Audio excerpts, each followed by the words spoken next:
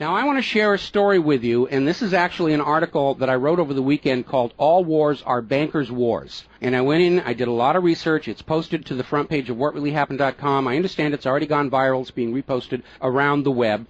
But I wanted to basically tell it to you here on the radio show. And it's a very long story. We're probably going to take the rest of the hour to do it.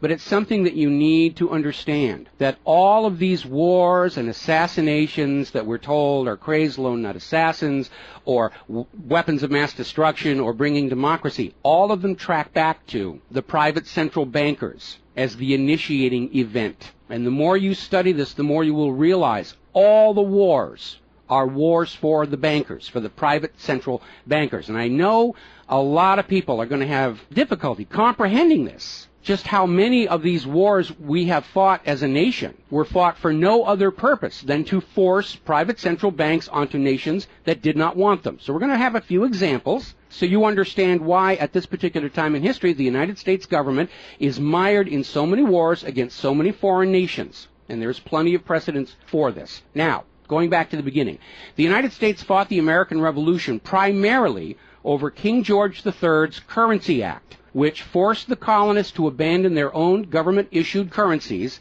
and conduct business only using printed banknotes borrowed at interest from the Bank of England. If you go back to the writings of Ben Franklin, direct quote, the refusal of King George III to allow the colonies to operate an honest money system which freed the ordinary man from the clutches of the money manipulators was probably the prime cause of the revolution. That's Ben Franklin. Now, our public schools don't teach that because you're not supposed to know that the bankers were really behind the American Revolution. After the Revolution, the United States adopted a revolutionary, radically different economic system in which the government issued its own value-based currency so that private banks couldn't skim the wealth of the people through interest-bearing banknotes. So the American Revolution was fought primarily to free the American people from King George III's Currency Act, which ordered them to conduct all business using printed banknotes borrowed at interest from the Bank of England. So the Bank of England was just, raking in wealth from the labor of the American people in exchange for ink and paper. And that fueled the anger that led to the American Revolution. Your public schools don't spend a lot of time on that, but that was really what it was all about.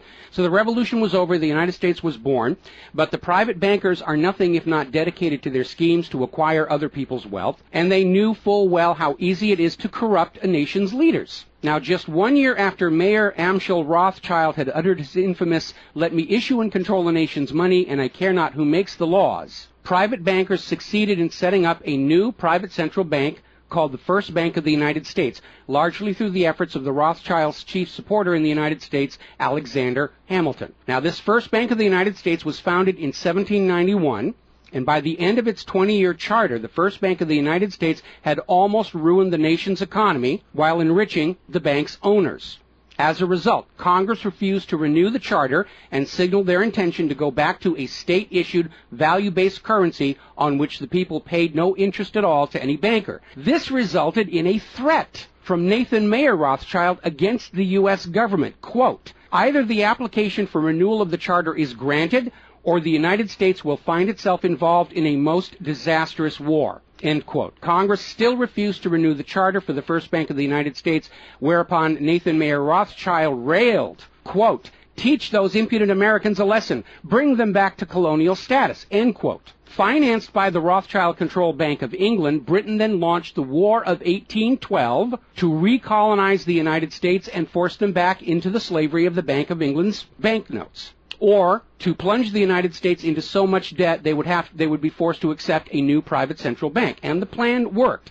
Even though the United States won the War of 1812, Congress was forced to grant a new charter for yet another private bank, issuing the public currency as loans at interest, the Second Bank of the United States. Once again, private bankers were in control of the nation's money supply and cared not who made the laws or how many British or American soldiers had to die for it. So once again, the nation was plunged into debt, unemployment, poverty by the predations of the private central bank, and in 1832, Andrew Jackson successfully campaigned for his second term as president under the slogan, "Jackson and no bank."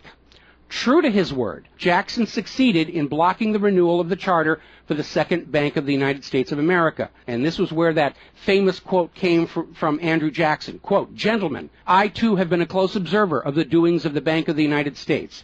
I have had men watching you for a long time, and I am convinced that you've used the funds of the banks to speculate in the breadstuffs of the country. When you won, you divided the profits amongst you, and when you lost, you charged it to the bank. You tell me that if I take the deposits from the bank and annul the charter, I shall ruin 10,000 families. That may be true, gentlemen, but that is your sin. Should I let you go on, you will ruin 50,000 families, and that would be my sin. You are a den of vipers and thieves. I've determined to rout you out, and by the eternal God, I will rout you out. End quote. Andrew Jackson. Shortly after the charter for the Second Bank of the United States expired, there was an assassination attempt on Andrew Jackson, and it failed when both pistols used by the assassin, Richard Lawrence, failed to fire. Later on, Lawrence explained the motive for the assassination by saying that with President Jackson dead, money would be more plenty. So it was an assassination motivated by the interests of the bankers. Now, our public school system is as subservient to the bankers' wishes to keep certain history from you, just as the corporate media is subservient to Monsanto's wishes to keep the dangers of GMOs from you, and the global warming cult's wishes to conceal from you the fact that Earth has actually been cooling for the last 16 years. So it should probably be no surprise that the financial dimension of the Civil War are not well known to the average American. It's portrayed in our history books and our popular media as an internal dispute over slavery, but in fact it was a war with global implications. When the Confederacy seceded from the United States, the bankers once again saw the opportunity for a rich harvest of debt and offered to fund Lincoln's efforts to bring the South back into the Union at 30% interest. Lincoln remarked that he would not free the black man by enslaving the white man to the bankers, and using his authority as president, issued a new government currency, the greenback. This was a direct threat to the wealth and power of the central bankers, who quickly responded. This is a quote from the London Times following Lincoln's issuance of the greenbacks. Quote, "If this mischievous financial policy, which has its origin in North America, shall become indurated down to a fixture, then that government will furnish its own money without cost. It will pay off debts and be without debt. It will have all the money necessary to carry on its commerce. It will become prosperous without precedent in the history of the world. The brains and wealth of all countries will go to North America. That country must be destroyed, or it will destroy every monarchy on the globe."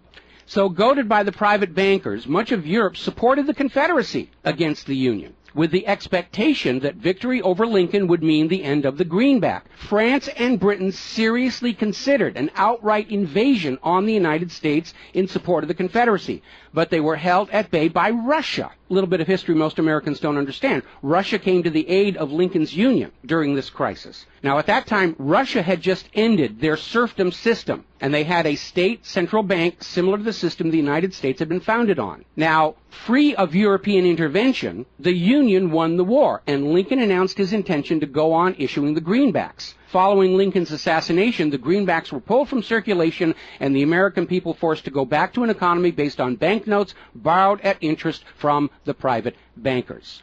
So finally, in 1913, the private central bankers of Europe, in particular the Rothschilds of Great Britain, the Warburgs of Germany, met with their American financial collaborators on Jekyll Island, Georgia, to form a new banking cartel with the express purpose of forming the Third Bank of the United States, with the aim of placing complete control of the United States money supply once again under the control of private bankers. Owing to hostility over the previous banks of the United States, the name of this third bank was changed to the Federal Reserve, in order to grant the new bank a quasi-governmental image. But in fact, it is a privately owned bank. It's no more federal than Federal Express. In fact, last year, the Federal Reserve successfully rebuffed a Freedom of Information lawsuit by Bloomberg News on the grounds that as a private banking corporation, and not actually a part of the U.S. government, the Freedom of Information Act did not apply to the operators of the Federal Reserve. So 1913 proved to be a transformative year for the nation's economy. First, with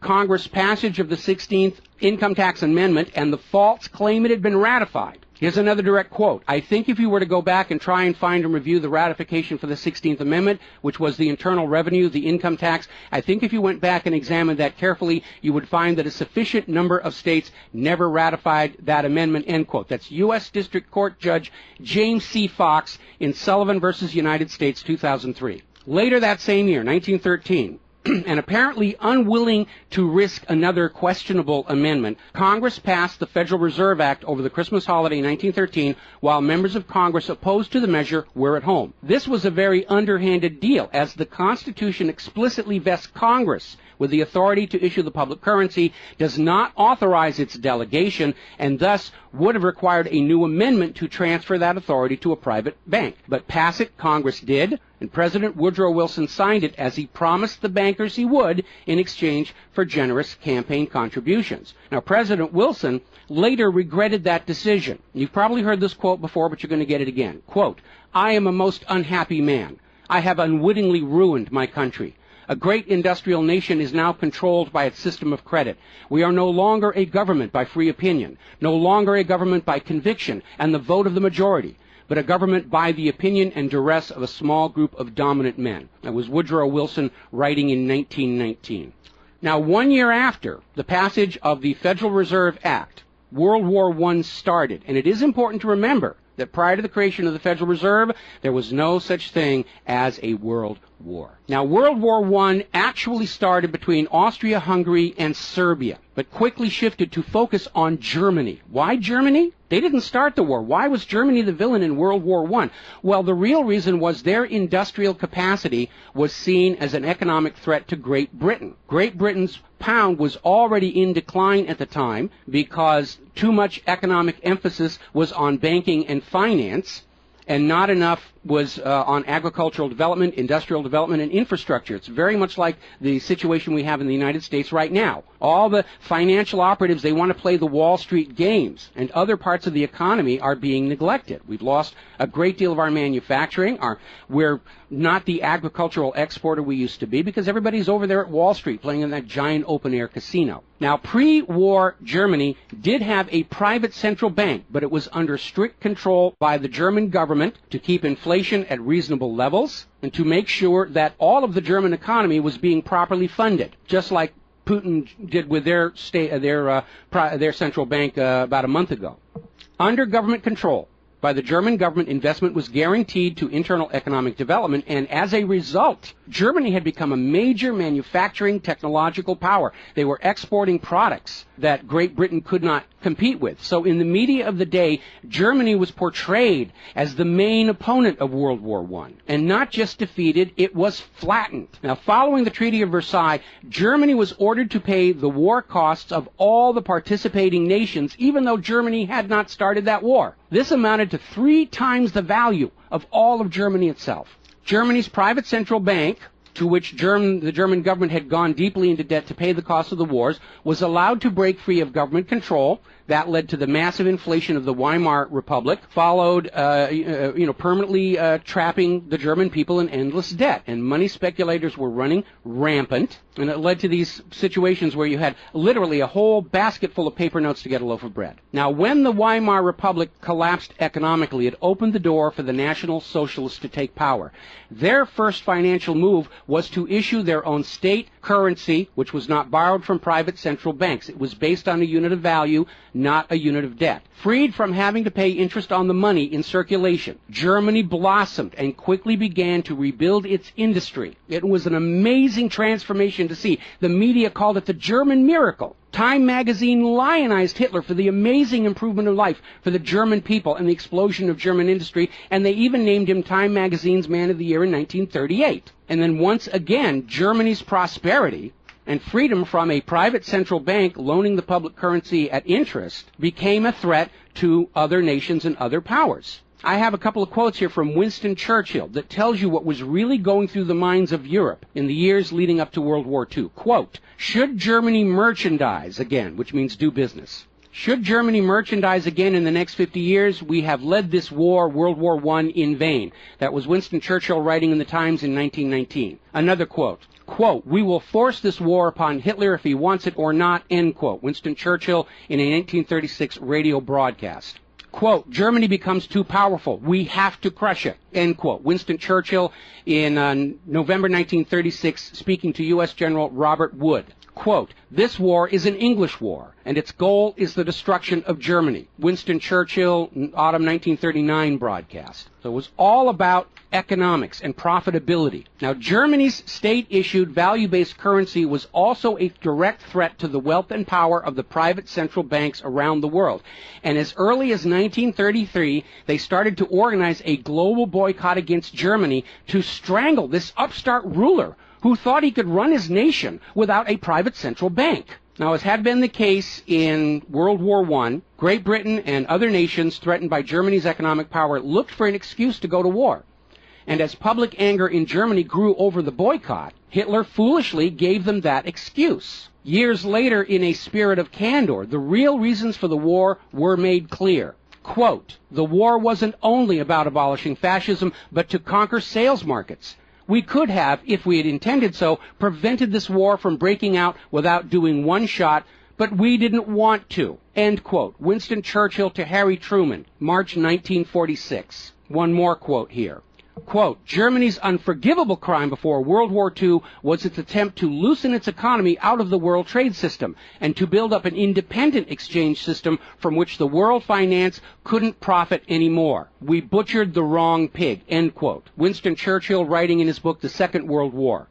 Now, a little side note, we're going to actually step back in time to the years before World War II. A little bit of history a lot of Americans are still completely unaware of. And it involves a gentleman by the name of Marine Corps Major General Smedley Butler. In 1933, Wall Street bankers and financiers had bankrolled the successful rise to power of Hitler and Mussolini. Brown Brothers Harriman in New York, and they're still there. I saw them when I was there for the 9/11 anniversary. They were financing Hitler right up to the day war was declared with Germany. And these Wall Street financiers decided that a fascist dictatorship in the United States, based on the one Mussolini had in Italy, was going to be far better for their business interests than Roosevelt's New Deal, which threatened massive wealth redistribution to recapitalize the working and middle classes of America. So the Wall Street tycoons recruited General Butler to lead the overthrow of the U.S. government and install a Secretary of General Affairs who would be answerable to Wall Street and not the people, would crush social unrest and shut down all the labor unions. General Butler pretended to go along with the scheme, but then exposed the plot to Congress.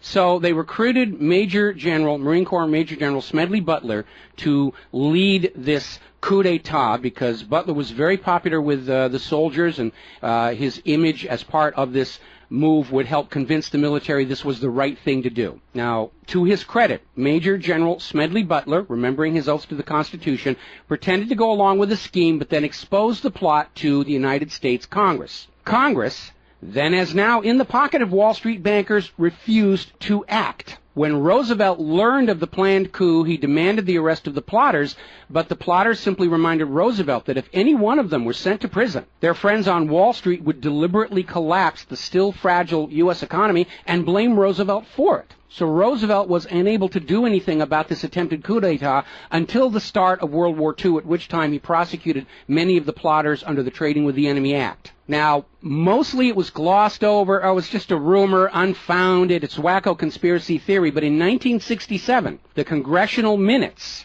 of Smedley Butler's revelation to Congress of the coup were finally released to the public. You ever see this movie, 7 Days in May, Kirk Douglas and Burt Lancaster, about an attempted military takeover of the United States of America? It was based loosely on this story. But of course, in the movie, the bankers being behind the Burt Lancaster character was completely removed from the script here.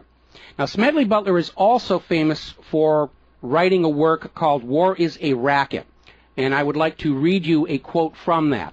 Quote, "I spent 33 years and 4 months in active military service as a member of our country's most agile military force, the Marine Corps. I served in all commissioned ranks from second lieutenant to major general. And during that period, I spent more of my time being a high-class muscle man for big business, for Wall Street, and for the bankers. In short, I was a racketeer, a gangster for capitalism. I suspected I was just part of a racket at the time. Now I'm sure of it. Like all members of the military profession, I never had an original thought until after I left the service. My mental faculties remained in suspended animation while I obeyed the orders of the higher-ups. This is typical with everyone in the military service. Thus, I helped make Mexico and especially Tampico safe for American oil interests in 1914. I helped make Haiti and Cuba a decent place for the national international city bank boys to collect revenues in. I helped in the raping of half a dozen Central American republics for the benefit of Wall Street. The record of racketeering is long. I helped purify Nicaragua for the international banking house of Brown Brothers in 1909 through 1912. I brought light to the Dominican Republic for American sugar interests in 1916. In China in 1927, I helped see to it that the Standard Oil went its way unmolested. During those years, I had, as the boys in the back room would say, a swell racket. I was rewarded with honors, medals, and promotion. Looking back on it, I feel I might have given Al Capone a few hints. The best he could do was operate his racket in 3 city districts. I operated on 3 continents. General Smedley Butler, former U.S. Marine Corps Commandant, and he wrote that in 1935. Now moving forward here, as president, John Fitzgerald Kennedy understood the predatory nature of private central banking. He understood why Andrew Jackson fought so hard to end the Second Bank of the United States. So Kennedy wrote and signed Executive Order 11110, which ordered the U.S. Treasury to issue a new public currency called the United States Note. Now, Kennedy's United States notes were not borrowed from the Federal Reserve. They were created by the U.S. government and backed by the silver stockpiles held by the U.S. government. It represented a return to the system of economics the United States had been founded on, and it was perfectly legal for Kennedy to do so under the Constitution. All told, some $4.5 billion went into the public circulation, which eroded interest payments to the Federal Reserve and loosened their control over the nation. 5 months after signing Executive Order 11110, John F. Kennedy was assassinated in Dallas, Texas, and the United States notes pulled from circulation and destroyed. Following Kennedy's assassination, John J. McCloy, president of the Chase Manhattan Bank and president of the World Bank, was named to the Warren Commission. Now, I don't care how good a banker he is, he's not qualified to be investigating a murder, which is what we were told the Warren Commission was all about, to get the truth of the assassination. But we all know that the Warren Commission was there to cover up what was going on, and obviously we can presume safely that John J. McCloy's presence on the Warren Commission was to make sure the American public never got even a hint of the financial dimensions behind the assassination. So, as we enter the 11th year of what I am certain future history will most certainly describe as World War III, we need to examine the financial dimensions behind all these wars. Why are we here? Why are our children being killed and crippled? Is this another war for the profit of the private central bankers? And the answer is yes. Now, toward the end of World War II, when it became obvious that the Allies were going to win and dictate the post-war political environment, the major world economic powers met at Bretton Woods, a luxury resort in New Hampshire, in July of 1944, and they hammered out the Bretton Woods Agreement for international finance. The British pound lost its position as the global trade and reserve currency to the U.S. dollar. There are indications this was part of the price demanded by Roosevelt in exchange for the U.S. entry into the war. Now, absent the economic advantages of being the world's go-to currency, Britain was forced to nationalize their Bank of England in 1946. The Bretton Woods Agreement, ratified in 1945, in addition to making the dollar the global reserve and trade currency, obligated the signatory nations to tie their currencies to the dollar. The nations that ratified Bretton Woods did so on 2 conditions. The first was that the Federal Reserve would refrain from overprinting the dollar, basically as a means to loot real products and produce from other nations in exchange for ink and paper. It basically was an imperial tax imposed by the U.S. economic system on the rest of the world. That assurance of no overprinting was supposedly backed up by the second requirement, which was that the U.S. dollar would always be convertible back to gold by the U.S. government at $35 an ounce. Now, of course, the Federal Reserve, being a private bank and not answerable to the U.S. government, did in fact start overprinting paper dollars, which were sent to other nations around the world, and under Bretton Woods, they had to send back products and produce and raw materials at full value. And much of the perceived American prosperity of the 1950s and 60s was the result of these foreign nations having to send real raw materials, goods, produce, back to the United States in exchange for these little pieces of paper with ink all over them, because they were forced to accept these paper notes as being worth $35 per ounce of gold. Then in 1970, France started looking at this huge pile of printed paper notes sitting in their bank vaults. for which real French products like wine and cheese had been traded, and it notified the United States government that they would exercise their option under Bretton Woods to return all those paper notes for gold at the agreed-upon $35 per ounce exchange rate. The problem was the United States had nowhere near the gold to redeem all those paper notes. So on August 15, 1971, Richard Nixon temporarily, nudge, nudge, wink, wink, say no more, suspended gold convertibility of the U.S. Federal Reserve notes. This Nixon shock, as it was termed at the time, effectively ended Bretton Woods, and many global currencies started to delink from the U.S. dollar. And it created another problem because the United States had been collateralizing their loans, money borrowed from other governments and foreign investors, with the American nation's gold reserves. And with the awareness that there wasn't enough gold to redeem all the Federal Reserve notes, lenders to the U.S. were starting to wonder, did the U.S. government have enough gold to collateralize their outstanding debts? Foreign nations began to get very nervous about the loans to the United States, and they were understandably reluctant to loan any additional money without some form of collateral. So what Richard Nixon did is he founded the environmental movement with the EPA and its various programs like wilderness zones and roadless areas and heritage rivers, wetlands, and all these other little different programs which all took vast areas of public lands and made them off limits to the American people, who are technically the owner of all those lands. But Nixon had no concern for the environment, and the real purpose of this land grab, under the guise of the environment, was to pledge those pristine lands and their vast mineral resources as collateral on the outstanding national debt. The multitude of all these different programs was simply to conceal the scale of the land grab and collateralization of the American people's heritage. And it actually today covers almost 25% of the entire nation, is now locked up by these EPA programs and pledged as collateral on government borrowing. Now, with open lands, available lands for collateralization already in short supply, the U.S. government embarked on a new program to shore up sagging international demand for the dollar. The United States approached the world's oil-producing nations, mostly in the Middle East, and offered them a deal. In exchange for only selling their oil for dollars, the United States would guarantee the military safety of those oil-rich nations. The oil-rich nations would agree to spend and invest their U.S. paper dollars inside the United States, particularly in U.S. Treasury bonds, which would be redeemable through future generations of U.S. taxpayers. The concept was labeled the petrodollar. In effect, the United States, no longer able to back the dollar with gold, was now backing it with oil, other people's oil. And that necessity to keep control over those oil nations to prop up the dollar has dominated America's foreign policy in the region ever since. But as America's manufacturing and agriculture has declined, the oil-producing nations faced a dilemma. Like France, they've got piles and piles of these paper notes and treasury bonds piling up in their vaults, and there really wasn't all that much except real estate they wanted to buy from the United States of America. Europe's cars and aircraft were superior and less costly.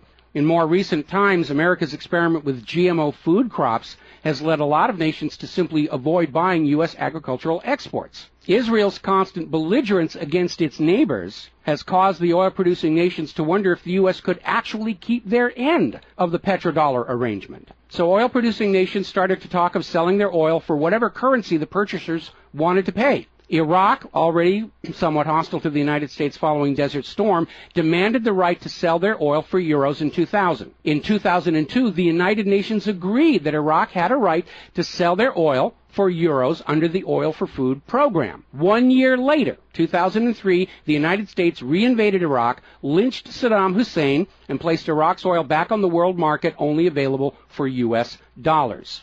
Now, the clear U.S. policy shift following 9/11, away from at least attempting to appear to be an impartial broker of peace in the Mideast to one of unquestioned support for Israel's aggressions, only further eroded confidence in the petrodollar deal, and even more oil-producing nations started openly talking of trading their oil for other global currencies. So over in Libya, Muammar Gaddafi had instituted a state central bank and a value-based trade currency, the gold dinar. Gaddafi then announced that Libya's oil was for sale, but only for the gold dinar. Other African nations, seeing the rise of the gold dinar and the euro, even as the U.S. dollar continued its inflation-driven decline, flocked to the new Libyan currency for trade.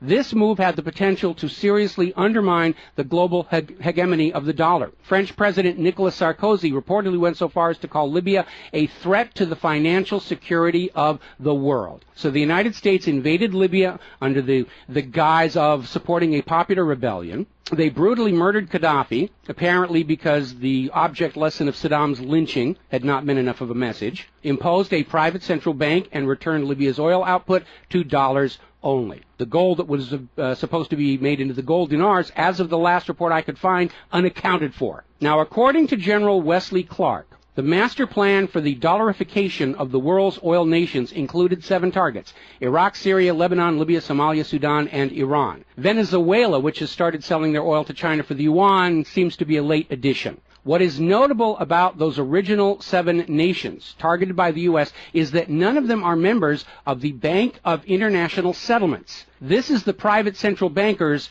private central bank located in Switzerland. That meant that those 7 targeted nations were deciding for themselves how to run their nation's economies rather than submitting to the international private central bankers. Now, of course, the bankers' gun sights are on Iran, which dares to have a government central bank and sell their oil for whatever currency they choose. The war agenda for Iran is, as always, to force Iran's oil to be sold only for dollars and to force them to accept a privately owned central bank. Now, you have been raised by a public school system and a media that constantly assures you that the reasons for all these wars and assassinations are many and varied. We're bringing democracy to the conquered lands. We hear that a lot. When actually the U.S. hasn't. The usual result of a U.S. overthrow is the imposition of a pro-business, pro-Wall Street, pro-U.S. dictatorship. Good example, the 1953 CIA overthrow of Iran's democratically elected government of Mohammad Mossadegh and the imposition of the Shah. Or the 1973 CIA overthrow of Chile's elected government of President Salvador Allende and the imposition of the dictator Augusto Pinochet. Another one of the excuses we'll get is we have to save the people from a cruel oppressor. That's the one they're using in Syria right now. Revenge for 9/11. That was a big one going into Iraq. And then later on, President Bush was caught on video saying, no, Iraq had nothing to do with 9/11. And behind all of them, that tired, worn-out, catch-all excuse for invasion, weapons of mass destruction.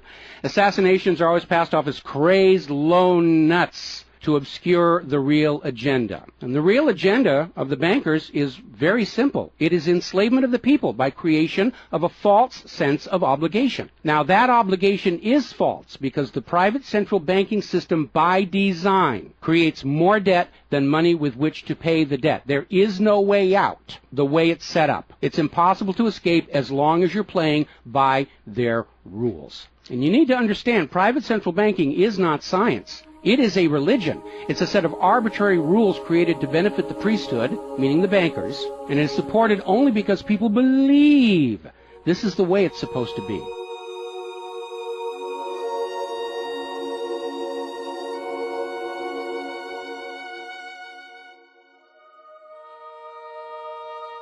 It is a religion. It's a set of arbitrary rules created to benefit the priesthood, meaning the owners of the private central banks. The fraud persists with often lethal results only because the people are brainwashed into believing that this is the way life is supposed to be, and no alternative exists or should even be dreamt of. Now, this same approach, the same brainwashing, was true of 2 earlier systems of enslavement, rule by divine right and slavery, both systems built to trick people into obedience, and both now recognized by modern civilization as illegitimate. So now we are on the verge of a new era in history where we will recognize that rule by debt, rule by private central bankers issuing the public currency as a loan at interest is equally illegitimate. It only works as long as people allow themselves to believe that this is the way life is supposed to be. But you need to understand something that's the core of the issue. Private central banks do not exist to serve the people, the community, or the nation. Private central banks exist to serve their owners, to make them rich beyond the dreams of Midas, and all for the cost of ink, paper, and the right bribe to the right official, and the occasional assassination. But behind all these wars and all these assassinations, the 100 million plus horrible deaths from all of these wars lies a single policy of financial dictatorship. The private central bankers only allow rulers to rule, only on the promise that the people of a nation be enslaved to the private central banks. Rulers who do not go along with that will be killed, their nation invaded by those other nations still enslaved to the private central banks. The bankers themselves don't fight these wars. Their children are not in these wars. A nation tries to break free of the private central bankers like Libya. All the other nations under the bankers' control pile on and destroy them. This so-called clash of civilizations you are being told about by the corporate media, it's really a war between banking systems, with the private central bankers forcing themselves onto the rest of the world, no matter how many millions must die for it. The constant hate-mongering against Muslims you see in the corporate media lies in a simple fact. Like the ancient Christians, prior to the Knights Templars, Muslims forbid usury or the lending of money at interest because they saw in ancient times, like Rome, how these banking practices could destroy an entire society. And that is the reason our government media insists that Muslims have to be hated and killed and converted. They refuse to submit to currencies loaned at interest. They refuse to be debt slaves. That makes them a threat to the natural order of the world, the new world order of global fascist dictatorship. So, off to war your children must go to spill their blood for the money junkies' gold. We barely survived the last 2 world wars. Now we're going into the third one in the nuclear bioweapon age. That is very dangerous. We have to ask ourselves, are the private central bankers willing to risk incinerating the whole planet to feed their greed? Apparently so. You as parents, as siblings, as spouses, need to ask yourself, do you really want to see your loved ones in uniform, killed and crippled, all for a bank balance sheet? But the whole point of this article, the whole point of what I'm sharing with you today, and this is all history, you can go out and hunt it down for yourself. Behind all the flag waving, behind all the propaganda, behind the crazed lone nut assassins, weapons of mass destruction, all of the modern wars this nation have fought are wars by and for the private bankers, fought and bled for by third parties unaware of the true reason they're expected to gracefully accept being killed and crippled for. And the process is quite simple. We've explained it before on this show. As soon as the private central bank issues its currency as a loan at interest, the public is forced deeper and deeper into debt. When the people are reluctant to borrow anymore, that's when the Keynesian economists demand the government borrow more to keep the pyramid scheme working. When both the people and the government refuse to borrow anymore, that is when the large wars get started, to plunge everyone even deeper to debt to pay for the war, and then after the war to borrow even more to rebuild. And when these horrible wars are over, the ordinary people have basically what they had before the war, except their graveyards are a lot larger, and everyone is in debt to the private bankers for the next century. That is why Brown Brothers Harriman in New York was funding the rise of Adolf Hitler, because war is the bankers' richest harvest. We all need to recognize this is what all these wars have been about. Private central banking, enlarging their domain, imposing their will on nations that do not want it, imposing their system on the rulers of nations who do not want it. Bribery, blackmail, assassination, they will do anything to maintain their stranglehold on the productivity of the world's people. And as long as private central banks are allowed to exist, inevitably, as the night follows the day, there will be poverty, hopelessness, millions of deaths in endless world wars until the earth itself is sacrificed in flames to Mammon. The path to true world peace lies in the abolishment of all private central banking everywhere and a return to the state-issued, value-based currencies that allow nations and people to become prosperous through their own labor and development and efforts. Now, I mentioned the Knights Templars.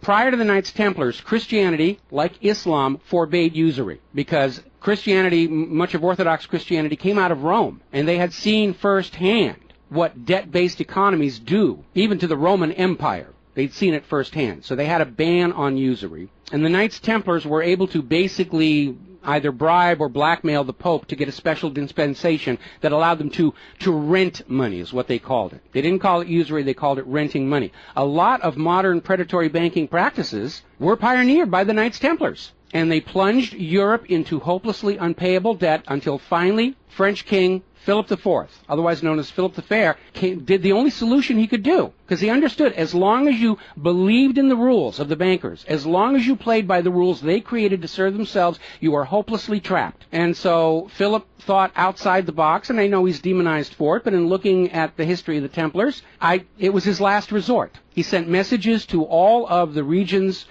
in France secret orders on the same time, in the same moment, on the same day. All of the Templars were arrested, and their commanderies, which is what they called their banks, were broken into, looking for looted wealth. They didn't find a lot of it. It was a paper empire, just like the Federal Reserve is. It's all based on paper. There's nothing of any real value there. It's all paper notes. And he sent the Templars to prison and execution, except for Scotland and Portugal, where the Pope and King Philip IV really didn't have a lot of control.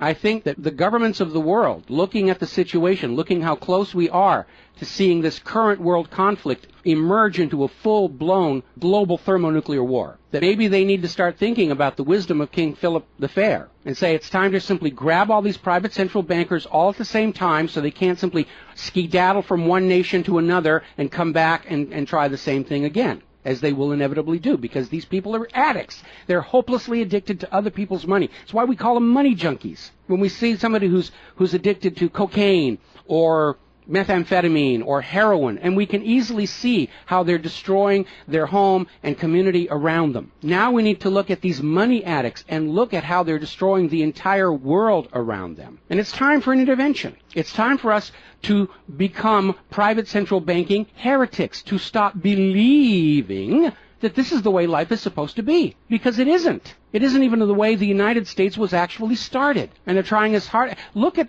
the destruction of our nation. We used to be the world's greatest nation. Now the most generous estimate is we're down to number 16 and still falling. And yet, despite the destruction to our nation, its infrastructure, its children, its quality of medical care, the quality of its manufacturing output, we still are compelled somehow to go out and force this same banking system onto the rest of the world at the point of a bayonet. Does that make any sense at all? Not to a rational human being. To a money junkie, yeah, it's perfect. But we're really at a crisis point in history. And the first step to resolving that crisis, to not let it go any further into a potential nuclear war, is to recognize that private central banking, ruled by manufactured illusion of debt, is no more legitimate a system of governance than rule by divine right or rule by slavery. We all need to recognize the true cause of all the pain and suffering and wars. It's not the terrorists, it's not Al-Qaeda. These are just distractions and set pieces put in front of your eyes so you can't see the very clear pattern behind much of modern human history. It's a war of banking systems, with the predatory private central banks seeking to eradicate any nation and any ruler that would dare try and operate their economy outside the control of the private central bankers. That's the real cause for the war. Is it something you're willing to fight and die for, to support these private central bankers? Is it something you're willing